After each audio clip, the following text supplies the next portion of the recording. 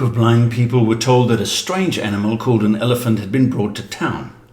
None had encountered an elephant before, so out of curiosity they decided to examine it, and when they had arranged it, they were all led to encircle the elephant. The first person touched the elephant's trunk and surmised that it was a thick, snake-like creature. Another touched the ear and announced that it was a thin, bat-like creature with massive wings. Someone else touched the elephant's leg and decided that it was a tall, pillar-like tree trunk kind of animal. One who felt the elephant's side said it's just like a wall. The person who felt its tail described it as a rope. And the last felt a tusk and said the elephant was a bone-like creature with hard and smooth texture, almost like a spear. But it was only by listening to other people's experience and perspective that any of them could come close to having a full understanding of what an elephant is. Humans enjoy stereoscopic vision.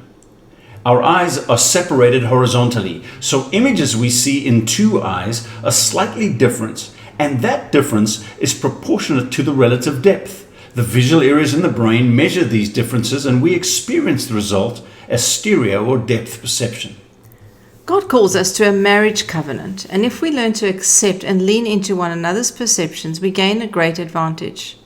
We are given fresh insight and depth of perception when we listen to our spouse who is standing at a different reference point and can see what we cannot.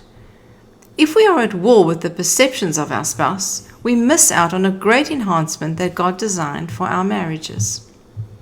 Sometimes, because we have this ability to share different vantage points, our spouse will see what we cannot, and we must train ourselves to listen more than we speak. Likewise, we will sometimes see what our spouse does not, and this means that we gain a great advantage if we learn to trust our partner's perspective. Normal vision allows for about a 5% difference in the refractive power of our eyes. More difference than that causes eye strain, headaches, and nausea. By not allowing ourselves to hear our spouse's perception, we can also likewise cause strain and headache in our marriage. If we can learn to work through what we both see, as well as to trust what only one of us sees, we have developed depth perception, which is to our advantage as a couple. So here is an exercise to help develop trust in one another's perspective and to balance your seeing together. Discuss a situation you see differently.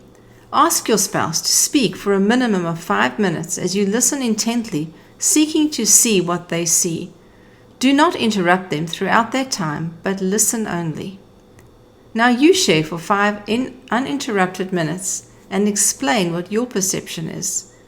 This exercise has been most helpful to us when we have struggled to see each other's point of view. The beauty of this exercise is that by listening first, we train ourselves to accept perspectives other than our own and thereby increase our depth perception. Now, if needed, as an additional exercise, you can take a few uninterrupted minutes and argue your spouse's side of the story and have them argue yours. But no belittling or sarcasm or biting comments are allowed. These should help you see the same thing. We hope this exercise will be helpful to your marriage. In our next episode, we discuss life-giving speech.